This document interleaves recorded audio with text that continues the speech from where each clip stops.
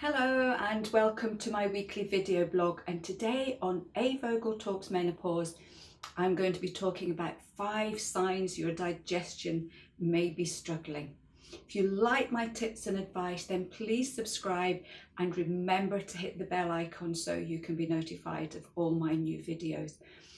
The menopause can have a huge impact on digestion, and I get many women contacting me on a regular basis wondering whether their digestion is okay, what's going on, why are they getting these problems. So I thought today I would go through 5 signs where your digestion may be struggling, why these things can happen, and what you can do to help yourself. So why does your digestion get affected during the menopause? There can be a number of issues. The first one is falling estrogen itself. It can have quite a big impact on your digestion. It just slows everything down, and by slowing the whole digestive tract down, you can end up with bloating and wind, constipation, and lots of discomfort. Stress can also impact this, and at the moment, most of us are stressed on a daily basis, not necessarily big stress, but stress on a continual basis again can have a big impact on our digestion and how everything works. So how do you know if your digestion is working well? Because sometimes knowing what's going right can be as important as knowing what can go wrong. So it's about having a good appetite. It's the fact that you enjoy your food, you're not having food cravings, you're not being put off food, you're not wanting to eat, you're not suffering from things like nausea. Number 2 is the way that you empty your bowels. Now, bowel movements, and I know people don't like to talk about this, but it's really an important subject. It's really important to empty your bowels at least once or twice a day. If you think about it, you're putting food into your digestive tract at least 3 times a day. So if your bowels are not working well, you could end up with 2 or 3 days worth of decaying matter in your digestive tract, and no wonder you can start to feel really important. Your stools should be soft and formed. And for those of you that wish to know a little bit more, to see whether you're passing the right type of stools, there is something called the Bristol stool scale, and if you Google it, you'll get lots more advice there. It's about not getting cramps. It's about feeling comfortable all the time. And a lot of women say that they get up in the morning, they can put their trousers and their skirts on and everything's fine. And then by night time, everything's so tight that they have to take them off or undo the buttons or the zips. And that's an indication that there's a lot of bloating going on. It's also about not getting cramps either when you're eating or when you're emptying your bowels, and that's really important. It's about not getting indigestion every single day and after every single meal. We all get indigestion at some point. I know if I eat too much, it can be uncomfortable for an hour or two. So now and again, and if you eat too much or too much of the wrong foods, then indigestion is quite a natural process. But getting it every day after every meal is usually an indication that something is wrong. It's about getting very little wind or flatulence. Again, if this happens on a regular basis, there's some kind of imbalance going on. So what are the main signs that your digestion may be struggling here? As I mentioned a little while ago, it's about getting an upset stomach. It's about getting indigestion, wind, cramping after nearly every single meal, or for some women it's after every time they have a drink as well.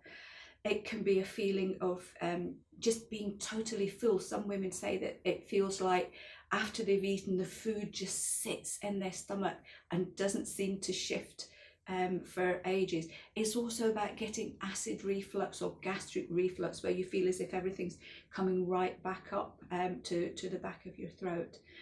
It's about changing bowel habits. So if you find that you're going 3 or 4 times a day, if you're getting diarrhea, if you're getting constipation. So again, if your bowels are not moving regularly, that's an indication that there's something not quite right going on. It can also finding large particles of undigested food in your stool. Now, one really important thing here, and please don't ignore this, if you find blood in your stool, this is something that needs medical attention. So please do go and see your doctor about this one. It can also be about sleep disturbances, and I know this sounds rather strange. What on earth has digestion? How can it affect your sleep?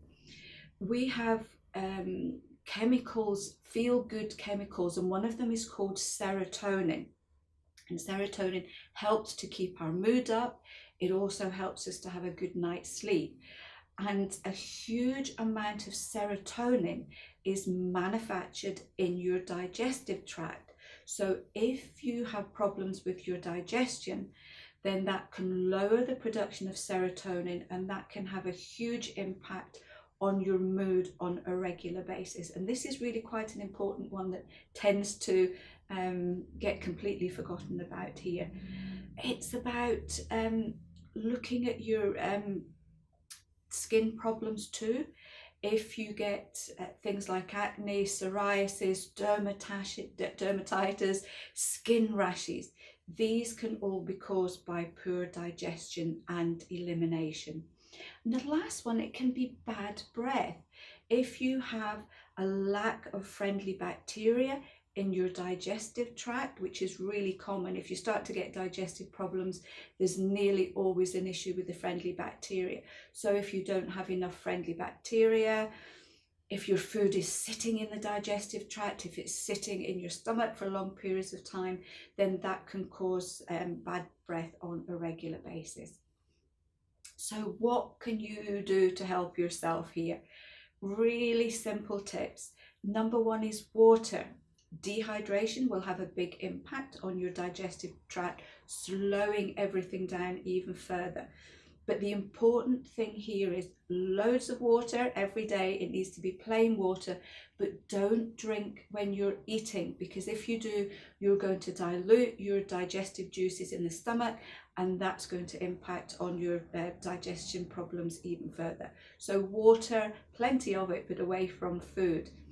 Look at your diet, have plenty of fiber-rich foods. That's your root vegetables, a little bit of fruit, plenty of greens with every single meal if you can. If you can include some kind of vegetables with every meal, then you're really going a long way into giving your digestion all the fiber that it needs on a daily basis.